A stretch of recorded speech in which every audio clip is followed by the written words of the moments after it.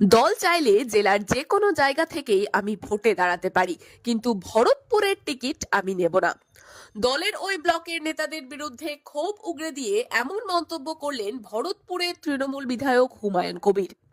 পাশাপাশি তার বক্তব্য, বহরমপুর বিধানসভা কেন্দ্র থেকে অধীর চৌধুরী যদি বিধানসভা ভোটে দাঁড়ায় তাহলে উনিই জিতবেন, উনি নিজের কারিশমাতেই জিতবেন। মন্তব্য তৃণমূল বিধায়ক হুমায়ুন কবিরের। তবে বর্তমানে বিতর্কিত মন্তব্যে মুর্শিদাবাদ জেলায় তার চুরি মেলা ভার। জেলা তৃণমূল নেতৃত্ব অবশ্য তার এই বক্তব্যকে গুরুত্ব দিতে নারাজ। মোটেই না।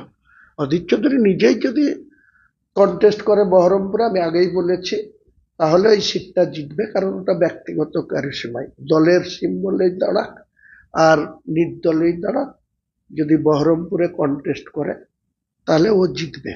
আর তাছাড়া ওই মনোজ চক্রবর্তী সহ যত লোক আছে, যতই এধার ওধার করে বেড়াচ্ছে, কখনো সাগরদিঘি যাচ্ছে, ভরতপুর যাচ্ছে, শক্তিপুরে 10টা লোক পিছনে আর 22টা সিকিউরিটি নিয়ে ঘুরে বেড়াচ্ছে, দেখেও আমাদের লজ্জা লাগে যে হাই রে, অধীর চৌধুরী। একসময় অধীর চৌধুরী যেদিকে যেত সেদিকে ছোট থেকে 8 থেকে 80 দাদা, এখন সে দাদাও বলে না, দিদিও বলে না। অধীর চৌধুরীর তো এই অবস্থা। তো অধীর চৌধুরীকে নিয়ে কোনো ফ্যাক্টর নাই এই জেলায়। অধীর চৌধুরীরও কোনো গুরুত্ব নেই, আর বিজেপিরও কোনো এই জেলায় গুরুত্ব নেই। বিজেপি 3টে সিটে কন্টেস্ট হবে, বহরমপুর, মুর্শিদাবাদ আর বড়ুয়া। আর 19টা সিটে আমরা জিতবো, আর এই 3টেতে কন্টেস্ট হবে। কি হবে সেটা পরে দেখা যাবে, এখন বলা যাবে না। যে 22টা সিটই জিততে হবে, আমি জোর গলায় বলছি। বিজেপিও রুখতে পারবে না, কংগ্রেসও রুখতে পারবে না, সিপিএম তো একদম শেষ। আমরা এই জেলায় তৃণমূলকে 22-0।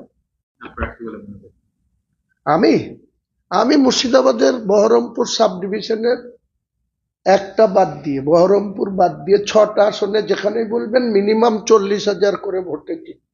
রেজিনগরে যদি দাঁড়াই 80,000 ভোটে জিতব। বহরমপুরের মানুষ আমাকে ভোট দেবে না অধীরদা থাকতে, অধীরদা দিতে দেবে না।